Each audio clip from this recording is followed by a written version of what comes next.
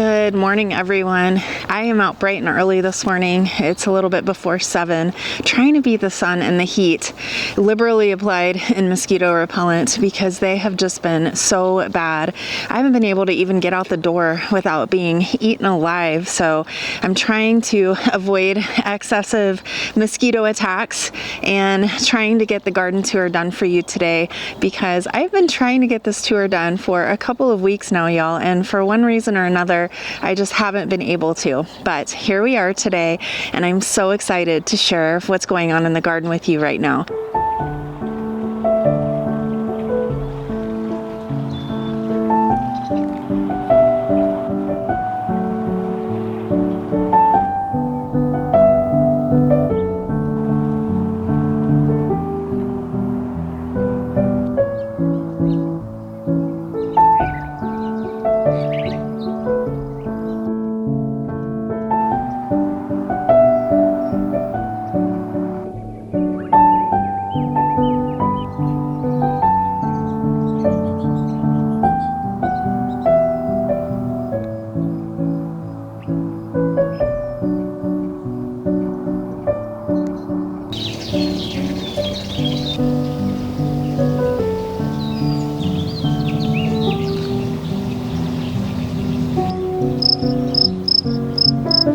This little corn patch that I have is just my absolute favorite right now. I feel like I've just been talking about it too much and probably everyone's getting sick of it, but y'all, come on.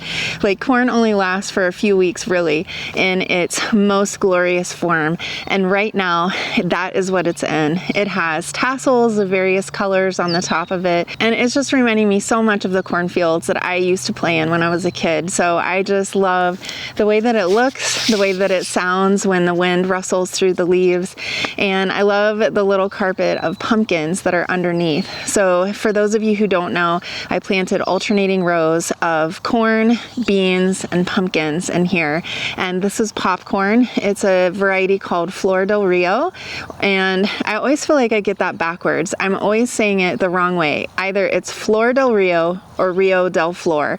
And I will put the name up on the screen for you just so that you know once I get myself sorted out. But I don't want to do it backwards this time. So I'm just putting that disclaimer out there that I may in fact be saying it backwards. This is a variety that I get from Native Seed Search. I actually bought the seeds 4 or 5 years ago, and I have been planting and saving the seeds ever since. And it is just the most beautiful popcorn. Every ear is different. So when you open it up, you never know what you're going to get. It's such a surprise. And there are so many different color variations, and it is reflected in the plant too. Some of the plants have got striped leaves. Some of them have dark tassels, some of them have light tassels. So it is just a really pretty plant, and I just love growing it because it's so colorful. And the popcorn is really good too. It provides like really pretty small, I think, ears for the size of the plant. These plants are probably pushing 7 feet tall right now. The ears are probably 5 or 6 inches, so they're not too big, but I really love being able to grow it and save it. I've also got some corn planted in the back of the garden, but that is a different variety that I'm going to tell you about in just a few minutes. I've been having some trouble with these pumpkins. These are a variety that I planted for Seed Savers Exchange as part of their Grow Out program. So I planted 2 varieties for them this year. The Setzer Hot Dog, which I've talked about, and also these pumpkins. These are called the Pentaquad pumpkin, and they are supposed to be a pink pumpkin, but I have just had a pretty hard time with them, and I want to show you what's going on with these vines. So you can see they're very robust, actually. They're starting to spill out over the side of the bed, and they were looking so good, but I bet you can notice that there are some pale leaves in here, particularly on this side. Now, normally this would be indicative of a nitrogen deficiency, but judging at how good the corn looks and judging how good the beans are. Now, I know beans are nitrogen fixers, but corn is a really hungry plant. I am just a little skeptical that this is a nitrogen issue. I added a liberal amount of organic compost before I planted this corn in here, a really, really thick layer of new compost, and I've had great luck with it in all of the other garden beds, so I don't think it's the compost either. No other plants in the garden are showing this, so I'm actually thinking that maybe these are getting overwatered. Sometimes when you get some overwatering, they can get pretty pale and yellow like this. These are in a bed that gets quite a bit of water, and so I turned the water down yesterday in here. I have it on drip line, and hopefully that will show some signs of improvement. So we'll see, but the corn is looking great. The beans are looking great. All the little sunnies are so happy, y'all. So I'm gonna have to see if I can get this pentaquad squash straightened out here, because I would really like to get a harvest for Seed Savers Exchange if I can. Normally with pumpkins, you can have nitrogen deficiencies, which will cause a yellowing of the older leaves. You can also have something called a bee gene, and that causes some of the stems and the little stem on the pumpkins and other parts of the plants to be more yellow. This is such an old variety. I really don't think that's what it is. I'm actually going to be sending some pictures over to Seed Savers Exchange today just to ask them what they think about it. I noticed that a few of them have got a bit of mottling too, so I'm hoping that it's not a disease. But I've just never seen anything like this or experienced anything like this with my other pumpkins and squash. And so since I've got this compost all over the garden and everything else is growing really, really well, I don't think that it's the soil. So hopefully the water change will be effective and this will shape up and they'll just produce pumpkins, I hope. These pumpkins were slow starters too. It took them a while to really get going. And I had that problem with the Setzer hot dog tomatoes too. So I don't know if it's because these are some seeds that just are not super robust because they just haven't been grown out for a while. I have no idea how old any of these seeds are. They just sent them to me in packets. So it's all just a big experiment. It's a learning experience for sure. And that's one of the things that I really love about gardening, because all of the problems that we face every year, there's always going to be a problem or a struggle or some kind of a mystery to solve. And it really helps me learn a lot as a gardener. There are never two seasons that are the same. There's never a season that goes completely smoothly.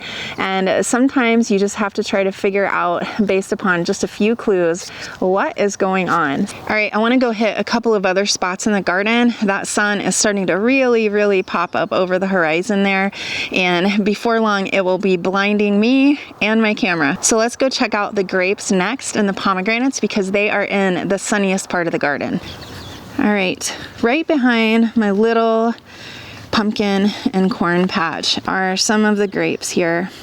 And I had to have them covered with shade cloth. That's what I use. You could use insect netting too for this. But I'm trying to keep the caterpillars off and the leaf hoppers and the birds and the rats and everything else that eats grapes, because as soon as I started to see the grapes get a little bit of blush, that cover went on. These are Concord grapes, and funny story, we actually lost track of what variety these were for a little while. We had these growing at our little house that we had over next to the University of Arizona, and when we moved to this house 4 years ago, I hastily dug up a few plants to bring with me, made cuttings of some as well, just so that I could try to transfer some of the nice plants I had over there to this garden, since I was starting from a clean slate and had absolutely nothing here. And as I was putting them into pots, I failed to mark them, and I had no idea what these grapes were. So we were thinking, we had a couple different varieties, some of which did not make it at the little house and some which did. One of them was a wine grape and the other were Concords, and so we were like not sure which one these were. They produced a few tiny little grapes last year. I'm talking like maybe a cluster full, but they weren't very good. They really had to get established first before they could produce very well. And this year they just bloomed in earnest. There were so many blooms on these grapes, and finally they set fruit, but of course they were tiny for such a long time we weren't really sure store.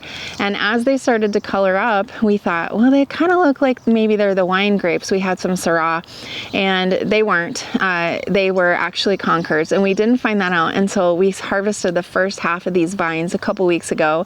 And we were like, oh my gosh, these are the Concord grapes, which we were really happy about, actually, because these were grapes that TJ and I both, as Midwest kids, grew up eating in our backyards, and they are so good, and you just really can't find them very often, at least not the true Concord grapes that we ate as kids. The Concord grapes we had as kids were seeded, and a lot of people don't like the seeds, and so if you can find them in the grocery store, oftentimes I think they're labeled as like Thompson's seedless Concord or something like that, and they just don't have that same flavor. So we were really tickled to find out that we actually had an entire row of grapevines here that we could have our own Concord grapes. So we've got a couple of other vines on the other side of the garden too, but they are really, really small. I think it takes a few years for them to really hit their stride, but oh my goodness, y'all, this year these grapes just produced so many. We've harvested half the vines so far, but the other half is still just a little bit behind with how ripe it is. When we harvested some a few nights ago, I took some video of it while we had the cover off, and I'll show that here because it is such a pain to try to get that cover on and off, and I cannot wait until I can just take it off, harvest the grapes, and be done with it, because I just hate how covers look in the garden. They just make it look messy and they obscure how beautiful the plants are, but you have to do what you have to do. We've got so many pests in the garden that it just takes a lot of effort to try to protect our plants from them. So by air and by land, by wing and by foot, they're all coming for my grapes, and they're not gonna have them this year. All right, so the next thing I wanna show you are all of our pomegranates. Y'all, these are just thick on here, like little Christmas ornaments on a tree, I always say. We've already picked a couple, which is pretty unusual. Normally these are not ready until fall, like more like October. But I think some of the flowers actually set during the late fall last year and grew through the winter amazingly, because we just had such a warm winter this year. I see some blooms at the tippity top of this tree too, so we'll probably have a few late fruits. But normally we just have these fruits in the fall. This tree is a white pomegranate. It was here when we moved in. I think it might be the white Sonoran based upon its characteristics, but I can't be for sure. Otherwise, the ones that are over here along the rest of the wall, I've got 6 of them. Those are red pomegranates. I like the white pomegranate, but I have to say I really prefer the red ones. And I saw one not too long ago in the grocery store, and for one pomegranate they were charging $4.99. So I've got a serious savings account on that tree, y'all. I need to start going into the pomegranate business. If I could sell each one of those pomegranate fruits for like $5, I would be doing pretty good. Maybe that would offset some of the cost of the garden if I could open up a little pomegranate stand. That would be fun, although pretty short-lived because it wouldn't take long. I think maybe an afternoon to sell all those pomegranates off, but hey, $5 each, that's not bad. The rest of the garden is looking so lovely. I just am loving these hollyhocks. They're just so beautiful. It looks kind of like a jungle right now. Everything is in its largest and bushiest form for sure. I'm getting very few tomatoes right now just because of the heat. It just messes with the pollen. The pollen gets sticky. The flowers don't form or set fruit very well. So we're just in a bit of a lull. But what they are lacking, the eggplants and the peppers are making up for. And I just got to show you some more of these little sunflowers, y'all. I just can't even help it. Here we are amongst the fig trees, and they are just doing so well. I have harvested pounds of figs just off of this one tree alone. She's probably about 9 feet tall, maybe a little bit more, which is amazing. I was just looking at some old photos of the garden with my son just this weekend, and we found one of when we were just putting down the silage tarp to kill some of the Bermuda grass before we had planted anything, and it was completely empty back here. And then we found one of when we had just planted the trees, and the trees were probably this big. So it is amazing that the trees have grown as much as they have in just a short period of time, really. I had posted a short over on Instagram, I don't think I posted it on YouTube, of the fig beetle problem that I have been having. There have been just absolute swarms of fig beetles on these trees, and they are just so gross. They're kind of pretty, really, if you look at them. They're a beautiful, shiny emerald green, but they just fly around. They're huge. They're about the size of a little bit bigger than a quarter, and they just bumble around like clumsy little things, and they fly into your face, they fly into my hair, they land on my clothes, and it is just really gross. So I can't even handle that. There's something about them that just really grosses me out, and they don't bite, but they just fly right at you, and it is just nasty. But they will all glob right on to one little fig, and I don't know how they all manage to cling to those figs, but they do. And they will eat it down. So I've lost a few figs to them, but I have collected so many bowls, and I've been drying them and I've been eating them fresh. Some people have asked, you know, if I do fig jam, and I haven't made it just because we do not eat very much jams or preserves. So I do a little bit with the peaches, I do a little bit with like the prickly pears sometimes and the plums, but for the most part we just don't eat very much, so it's just not worthwhile. It just kind of sits in our cabinet, or I give it away. So I've been trying to dry them and eat them fresh and just enjoy them that way. I've got 2 Keto Bikitos now that are producing really well, and 1 Oro Blanco that's producing pretty lightly, really. It's just not producing as much as these other 2. But I've got some other babies that are coming up online. So my hope for the fig row is still alive and strong, and I'm going to get it before you know it. I'm going to have a whole row of figs here. Hopefully it will block some of the traffic noise. But I want to revisit these traps. So this trap is something that TJ saw online on another gardening account, and it was something that they said that worked pretty well, and he modified it a little bit, TJ did, but I have to tell you, it has not worked like really at all. I think there might be 1 fig beetle. I have 2 of these traps, 1 fig beetle. So they are just going for the true figs, and they are not being fooled by these traps. So if you've seen this design online, I'm sorry to tell you, you're not going to catch very many figs from it. But you know what has worked? Putting on gloves, because I am a squeamish gardener that doesn't like to touch bugs, go figure, and just grabbing handfuls of these figs, since they conveniently collect on 1 single fig. I can grab 5 or 6 fig beetles at a time, and I can just toss them really hard into a bucket of soapy water so that they all land in there and they don't get caught on my glove, and that's it. And I have collected dozens and dozens and dozens of beetles that way, and that seems to be the most effective method. I actually see some beetles right now. I'm going to show you what they look like on the fig and their nasty little congregation that they make. I've still got a fair amount of figs all over this tree. It's pretty amazing, and they're not as big as some of the figs that you see online. These are definitely smaller, but they're really, really sweet and super good, and so good in the heat, this variety is. I got this one, if you're in southern Arizona, I got it at the Mission Garden, and that was my original tree. I made so many cuttings from this tree, and I hope the gopher isn't listening, because I don't want to jinx myself, but the gopher has not bothered these. These Keto Bikitos and the Oro Blanco are the only ones out of like a dozen different varieties that I've planted that for whatever reason the gopher does not bother. So this is the winner. I've been working this week on clearing out some of the old spent tomato vines and putting in new ones, and I only do a little bit of this. I kind of go against common advice around here, and I will actually prune my tomato plants back really hard right around the first week of August or so. And I mean, I'll take them down half or even 2/3 and just see if they rebound. And this is for indeterminate varieties that will keep growing until they're frost killed. This is tomatoes, not for determinate ones that produce one crop and then are pretty much finished. But if I have indeterminate varieties, I will just prune them back hard, like I said. And for some varieties, they don't do so well. They get pretty unhappy and they kind of just die, but I haven't really lost anything because that tomato plant was finished producing anyway for the first half of the summer. But for a lot of the tomato plants that I do that with, I find that they actually have a serious rebound, and they have a rebirth, and they start just really growing like crazy, and then they'll produce a whole second crop much heavier than they did before.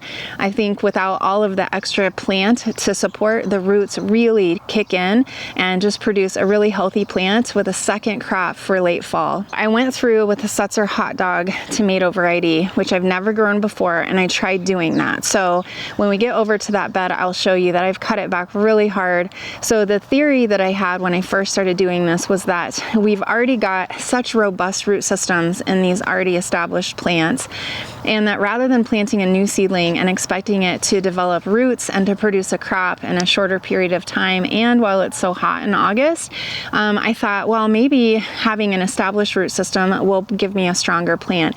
And that has, for the most part, been the case. Now, like I said, there are a few varieties that didn't respond well to this, but most of them have.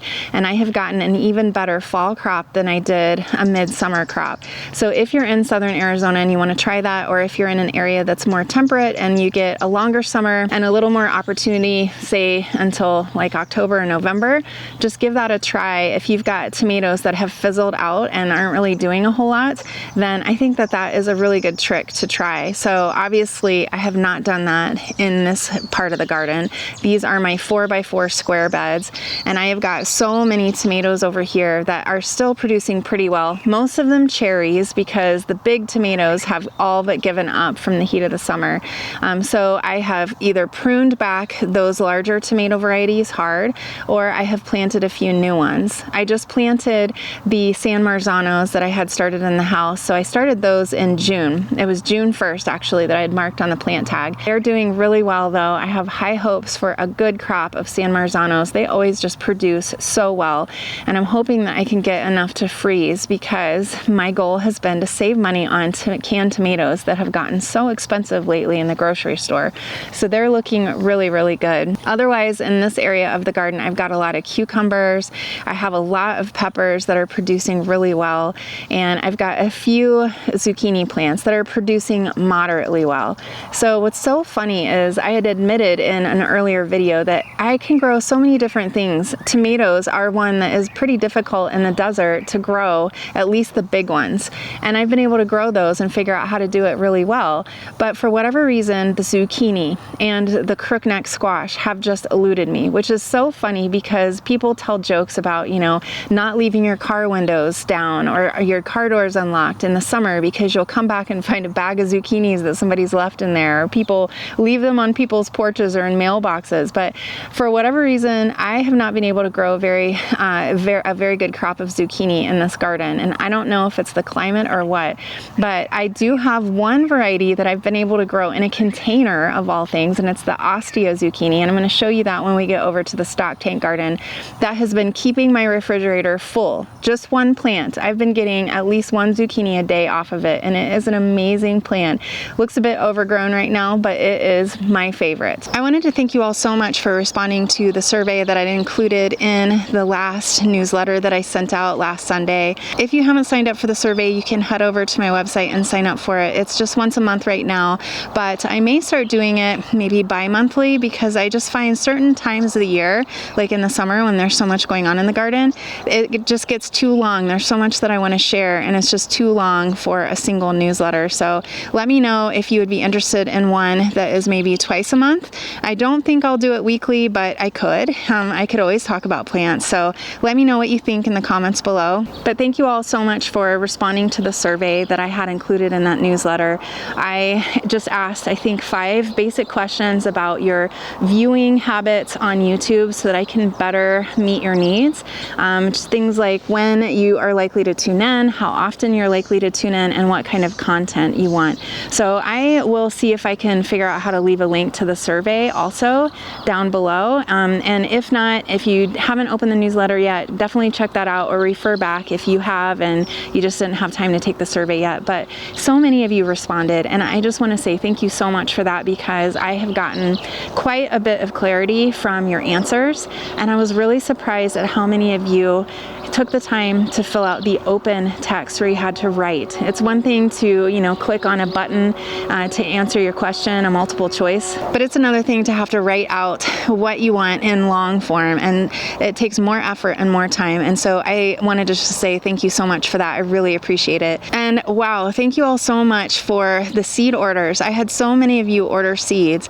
Earlier this week, I had made a YouTube post announcing that I had new seeds in my store on my website, and those are for the Dara, which is a really, really beautiful flower. I've got some other flowers available too, and a couple of ebooks and a planting guide, but the Dara was new. I made the announcement for it, and I have had so many orders for that. So thank you all so much. I cannot wait to see the pictures and hear the messages about how the Dara does in your garden. So good luck to you with that, and thank you so much for your support with those orders. I really, really appreciate it. I worked really hard on this bed. You can probably still see the mounds of Bermuda grass that I have to clean up, but it took me a full weekend to clean out this part of the bed.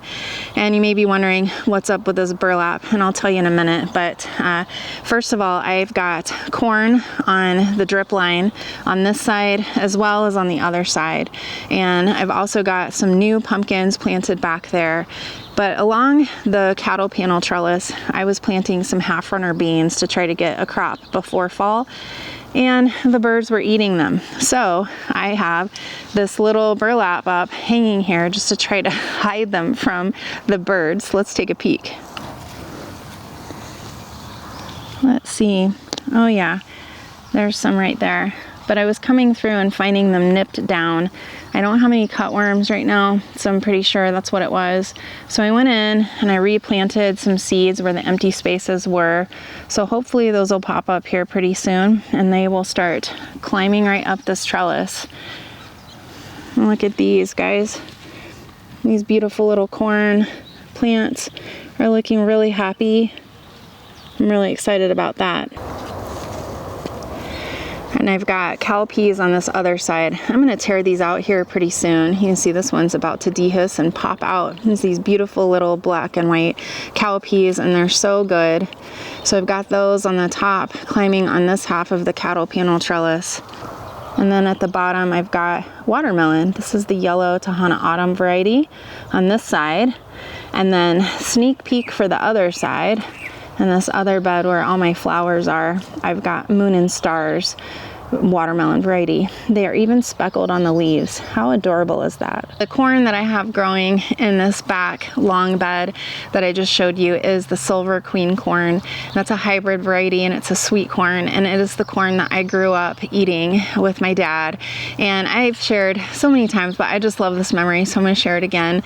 In the summertime in the Midwest, I grew up in southwestern Ohio, they would have farmers come in with their pickup beds filled with corn that they'd harvested from their field, and it was Silver Queen. And so my dad would stop at these pickup trucks parked in parking lots all over town, and he would buy paper grocery sacks full of sweet corn, and he'd do that a couple times a week, and we would just eat and eat and eat that sweet corn like crazy. And he grew sweet corn in his garden too, but if you've ever grown corn, you know that it's a lot of space and a little bit of return on your investment, because each one of those corn plants only produces like 2 ears. So, it takes a lot of space for a little bit, but if you've got huge fields like these farmers did, you can grow a lot of corn. And so we would take advantage of them and their growing of the corn so that we could have it all summer long. And it was so good. And I haven't found sweet corn like that in grocery stores that taste that good. So I try to always grow a little bit, and it is such a treat to be able to have that reminder of back when I was a kid. All right, so the next thing is this flower garden back here. So I did a whole separate video on planting this pollinator garden, and it is just one long pollinator strip, and it has just increased the productivity in the rest of my garden so much. I've had so few pests and so many more pollinators. If you'd like to check that video out, I will link it below, but let's go take a walkthrough of this because it is looking so beautiful and alive, y'all. All right, so this might be my second favorite bed, at least right now. It rotates. This is another long bed. These beds are between 30 and 32 feet long, and this one is the one closest to the house or my stock tank garden. And I've got tomatoes planted in this one. So I've got the Setzer hot dogs on that end that you can't see, and then I've got these San Marzanos that I planted a few weeks ago, and then at the very, very end, I have got a bunch of peppers and okra, and these okra plants have been feeding us well, y'all. So these particular okra plants are the Clemson spineless, but I have several other kinds of okra throughout the garden because one can never have too much okra in the summer.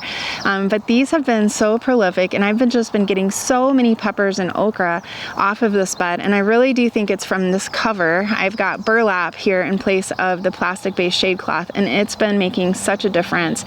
I use shade cloth every year, but I just recently switched to using burlap instead. I wasn't sure how the results would be, but it's been really, really good. I think equal to the plastic-based shade cloth. The only drawback really is that you have to replace this every couple years. It really breaks down quickly in areas where it's touching the moist soil because it's a natural product and it will break down more quickly. It also tends to get holes in it at the top where I've got it clipped, so just keep that in mind. With plastic, you can use it over and over and over. This, not so much, but for me, it's worth the trade-off for not having plastic particles in my soil, which I can see shedding off of those plastic ones in the sunshine. It's just crazy how things break down here in the desert. All right, so my Setzer hot dogs are here. Before I pruned them, they were up way, way past this top of the shade cloth, and I pruned them down by probably a little more than half. And they've since rebounded. They've got a lot of fresh growth on them. So I think these are going to be a variety that does really, really well. I've got a couple on the end that look pretty bad. So I may just remove those if they don't start shaping up here pretty soon. They've got a lot of dead in them.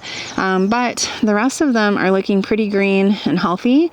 And then in front of them, I've got some jalapenos and I've got some melon. This is the Kiribasho melon from Native Seed Search. So I've got a lot of that growing just on the ground here. I've got some of my volunteer amaranth. I can't believe how big it's getting and how quickly. I'm just gonna let that be. So I've also still not weeded this bed, so that is on the agenda for probably this weekend, and I want to make sure I get that Bermuda grass out of there. But look how beautiful and how healthy these San Marzanos are looking. I just cannot wait to be plucking some juicy ripe tomatoes off of those, y'all. I know I shouldn't count my chickens before they're hatched, but I'm counting for sure. I just love tomatoes. And over here, I'll show you, I've got eggplants that have been doing great. And these are some of the okra. They're just beautiful plants. I really love the blooms. Isn't that pretty? This is so pretty, but I've got some that I need to harvest, I see. The thing that I really like about the Clemson spineless is that it will stay tender even as it gets to be a little bit bigger. So if you miss one today, it's probably going to be okay for tomorrow. I've got a lot of jalapenos in here and a lot of other chilies in here too. Now look, I've got myself a little pepper down here that I need to harvest again. I just went through here last week and harvested a whole basket. I thought I got them all, but there's another one. Whew, it is really humid out here. I think we're supposed to get some more rain over the next few days, which is going to be really nice. This has been the best monsoon season we've had in several years. We've just gotten so much rain, and you can really tell the landscape has just been so green. The garden has been doing really well. I've been able to turn my water down a little bit because we've just been getting so much rain. So that's been nice to be able to save some money on water. I have to say that if I could choose one area of the garden that I think if I had to move away from this place and I had to downsize and I could just keep one kind of gardening, this would be it right here. This patio garden has just been so prolific. So I chose the stock tanks as my raised beds, partly because you don't have to build them, you just set them right in place. They are more expensive at the beginning when you purchase them, but I will never have to replace these in my gardening lifetime. As long as they they are not damaged in any way, and the galvanized coating stays where it is, then they're not going to rust. And so I've had these for about 6 years. I started out with them, mosquito. I started out with these stock tanks at our other house, and I unloaded all of the dirt and moved them here, and then reused them because I didn't want to have to make the investment again in purchasing new ones. And I'm really glad that I did, because when we drove by that house just a few weeks ago, I saw the stock tanks. I left 2 stock tanks there, and I saw them, and they were just sitting there, and no one has ever planted anything in them in the 4.5 years that we've been here at this garden. So I'm glad I didn't leave all of them there just to sit there idle. But they have just been so great. At 2 feet deep, they will accommodate pretty much anything. I have grown potatoes in here, tomatoes, okra, eggplants, peppers, cucumbers, zucchini, you name it. I've grown everything in here. And it has been so great because I have irrigation hooked up to these, and they just do their thing. So every spring I will come through and I will top them with another fresh layer of compost just to make sure the soil is rich. And then I can pretty much plant anything I want. And then I've got these bendable hoops that I bought from Johnny's that I use all over the garden, and those actually work perfectly in these stock tanks too. And so I'm able to add shade cloth or frost cloth or whatever it is that I need. In the cooler season, I love planting a salad garden in here and a leafy greens and herbs garden, and that's exactly what I'm growing. And it's because they're just so easy to harvest. They're right outside my door. I can just kneel down and just harvest from them without having to stoop down really low to get them out of the garden beds. And I will just plant like an entire stock tank full of lettuce, or one full of spinach, or one full of leafy greens that I can use in stir fries like bok choy. And I grow cabbages in here, like the small ones that are really good for small space. And I have grown lots of herbs in here, and it is just so productive. And in the summertime, I am finding every year new varieties that do really well in the warm season in a container. Tomatoes and peppers and cucumbers and this dwarf okra that I was talking about, and even the Ostia zucchini is doing well. So I think if you have a really small space, I would recommend doing something like this. And I really like the stock tanks, even though they're more expensive to purchase, because I will never have to replace them like I would with wooden beds that will break down in the weather over time. They are just here, and I didn't even have to construct them. I just put them in place, measured them and leveled them, hooked them up to irrigation, and that was it. And it couldn't be easier. So every spring, top with compost, change out the crops. Every summer, I just change out the crops, and it has just been really good. I harvest so much food out of this little space. So it's space efficient, it's water efficient, it doesn't break your back if you've got mobility issues. If you don't have a lot of time, it really doesn't take very much time. I don't even spend an hour out here weeding or doing any kind of a maintenance. Most of it is just pure enjoyment, honestly. I will come out and I will harvest, or I'll look at little bugs, or I'll admire the flowers that I have growing in some of them. And so if you're growing in a small space, I would recommend having a stock tank garden. All right, so this is that Ostia zucchini, and it's a big boy. It's kind of draping over the stock tank. I'll show you. The stock tank is 4 feet long, 2 feet wide, and 2 feet deep. And I've got it in here with some marigolds and some basil and a few little jalapeno peppers. So I put it on the edge so that it could do just this. It's just kind of draping down, and I just will go in here. This is an older plant, y'all. I have just harvested probably 20 zucchini off of this.